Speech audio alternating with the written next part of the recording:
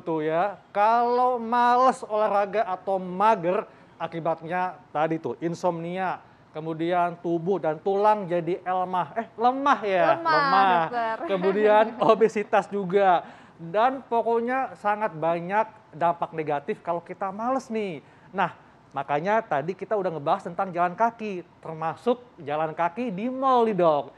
Nah, itu pertanyaannya dok ya. Ya. Apakah jalan kaki di mall itu dianggap sebagai gerakan olahraga? Dan apakah memang bermanfaat dok? Silakan dok. Jadi ada jawabannya ini Aduh, tergantung ya. Tujuannya.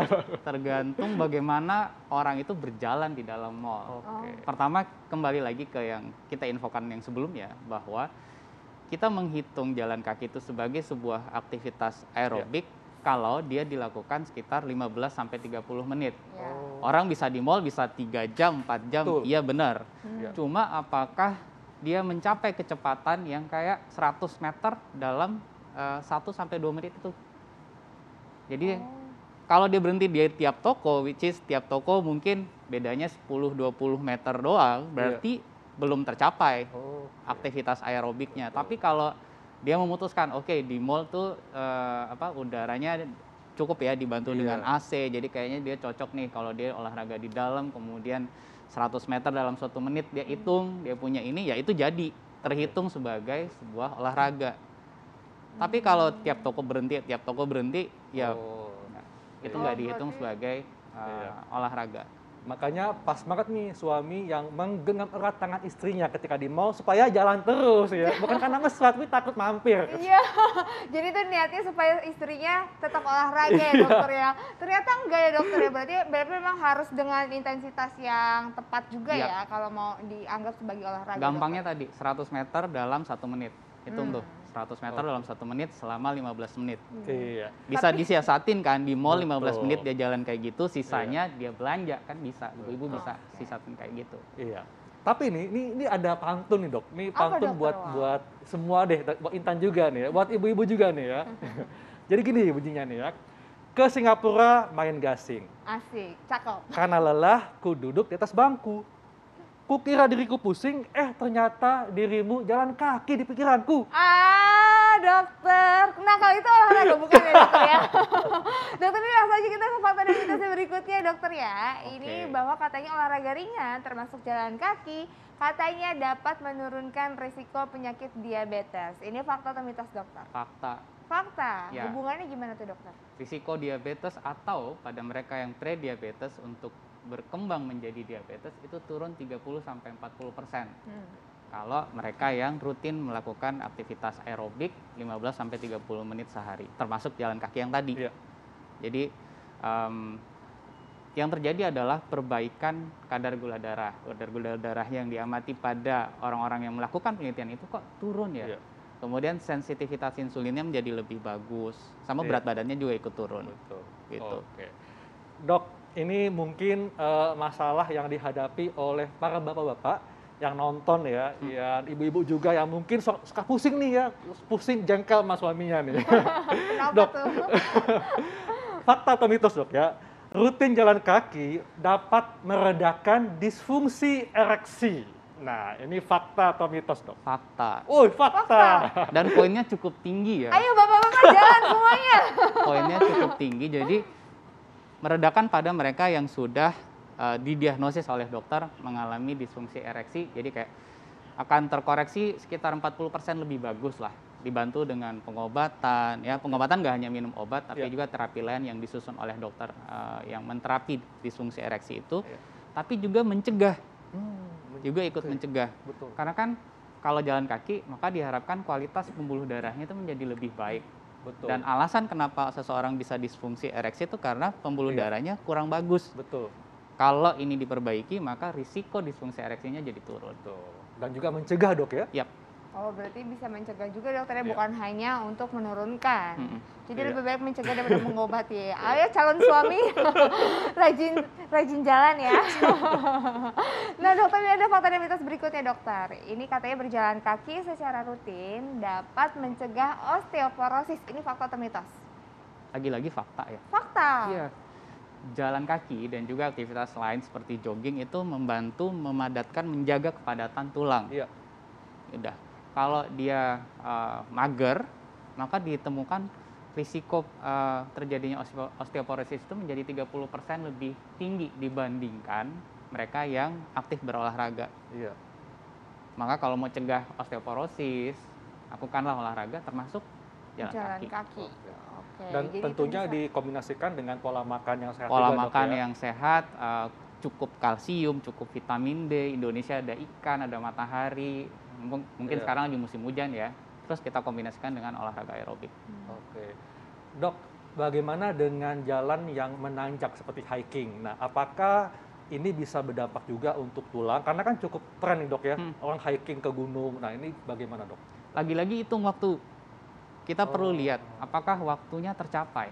Jalannya. Jalannya, Maksudnya memang intensitas kalau jalannya. dia para pendaki, karena kan itu kerja dari otot termasuk jantungnya kan lebih keras Oke. dibandingkan kalau Betul. jalan kaki yang di permukaan yang Rata. datar ya. Iya. Maka hitungannya justru dia agak berkurang sedikit. Kira-kira dia jadi 8 sampai 10 menit. Kalau dia bisa menanjak di tanjakan 30 sampai 45 derajat. Oke. Tapi harus hati-hati pada mereka yang sudah ada riwayat penyakit jantung atau hipertensi, karena di situ kerja jantung sama pembuluh darah kan meningkat ya. Lagi-lagi konsultasi dulu ke dokter. Oke. Kalau untuk tulangnya gimana dokter? Kan biasanya pendaki itu bawa carrier Betul. berat juga. Terus udah gitu Backpack dia, ya. ya dokter ya harus menopang-nopang Heeh. berat badan dan juga carrier. Terus itu gimana? Untuk tulangnya juga Kalau harus kerelnya itu tidak pas, malah bisa memicu kelainan tulang belakang ya, Oh. atau bebannya terlalu berat. Iya, Jadi ini iya. memang harus ditimbang-timbang antara kekuatan orang itu dengan beban yang dibawa dan juga bagaimana kesesuaian postur dia saat menanggung, membawa tasnya gitu, Iya. membawa carrier-nya. Nah, nih dibandingkan dengan lari, Dok, ya, olahraga jalan kaki ini apakah lebih efektif mana, Dok? Jalan kaki, jogging, atau berlari? Dibandingkan dalam hal Dalam hal Keefektivitasnya. keefektifannya untuk menjaga atau meningkatkan kesehatan. kalau seseorang itu sanggup untuk misal dia lari atau jogging, maka itu tentu lebih baik ya. Oke. Tapi seperti yang saya infokan di awal, kadang-kadang orang tuh butuh titik untuk mulai. Iya, betul, betul. Ya kan, daripada mager Iya. cuman duduk di sofa sambil nonton, sambil makan gitu kan. Mungkin dengan jalan kaki adalah starting point yang bagus. Betul, betul. Nah, nanti selanjutnya dia akan evaluasi, oh saya sanggup nih kalau saya lakukan jogging kayaknya. Iya. Maka ditingkatkan. Oh saya bisa lari. Iya, betul, betul. Lari, lihat kapasitasnya. Oh, kan kita kadang-kadang yang para pelari itu ada apa nih, jam tangan yang bisa evaluasi berapa kecepatan nadinya. Nah, di situ juga bisa jadi patokan. Oke. Iya. Dok, kalau untuk lari dan bersepeda mungkin kita sudah cukup tahu mengenai batasannya. Nah, apakah ada orang yang sebaiknya dibatasi atau dihindari untuk berjalan kaki? Apakah ada kriterianya, Dok? Mungkin lebih kita lihat fungsi jantungnya, itu dulu. Selain mungkin kalau ada osteoartritis atau orang-orang bilang sering kayak asam urat ya, padahal sebenarnya bukan asam urat yang salah, tapi memang bantalan sendinya udah mulai berkurang.